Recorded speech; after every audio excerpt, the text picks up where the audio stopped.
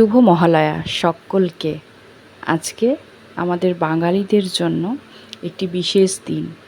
আর স্বভাবতই এখন ভোর 4টের সময় আমি মহালয়া শুনছি, কিন্তু আওয়াজ তোমাদের শোনাতে পারছি না, কারণটা বুঝতেই পারছো। আচ্ছা, এটি হচ্ছে আমি একটি বিশেষ ভিডিও।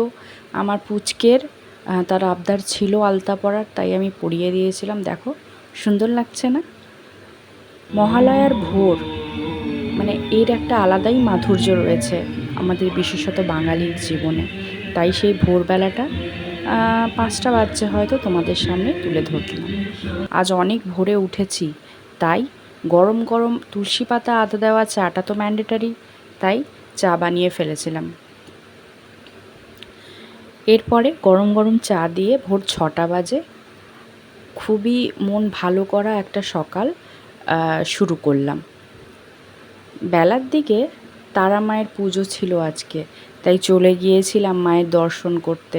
খুব ভালো লাগলো। দিনটা যেভাবে শুরু হয়েছিল, আরও মায়ের দর্শন পেয়ে ভালো হয়ে গেল।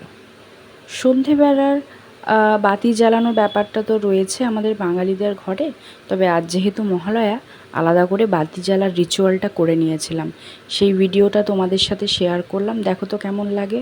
আর তোমরাও জানিও তোমাদের বাতি জ্বালানোর এক্সপিরিয়েন্সটা বা মহালয়ার দিনটা কিভাবে কাটলো।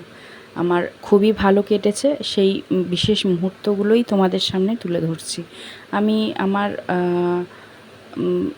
সদর দরজার দুদিকেই বাতি জ্বালিয়েছিলাম। আর সত্যি একটা দেওয়ালি কালী পুজোর মতো একটা ফিলিংস আসছিল। বাট আজ মহালয়া, ভালো লাগছিল বেশ। দেখো তোমরাও কিন্তু কমেন্টস করে জানিও অবশ্যই যে তোমরা কিভাবে কি বাতি জ্বালিয়েছিলে, তোমাদের এক্সপিরিয়েন্সটা আমার সাথে শেয়ার করো। সন্ধেবেলা পড়তে বসাটা তো ম্যান্ডেটারি। পুচকেকে বসিয়েছিলাম, আজ একটু বকাই খাচ্ছিল। ওর শরীরটা খুব একটা ভালো নয়, তাই বকা খেতে খেতেই পড়ছিল। রাত হয়েই গেল, বুঝতে পারলাম না। দেখো বকবক করতে করতে ডিনার করছে আর আমার সাথে মজা করছে। আর হ্যাঁ, তোমরা তো জানোই আমার নতুন নাচের ভিডিও চলে এসেছে আমার ফেসবুক পেজ আর ইনস্টাগ্রামে, তাই সবাই চটপট চেক করে নাও। কেমন হয়েছে জানিও। টাটা, বাই বাই, আবার দেখা হবে।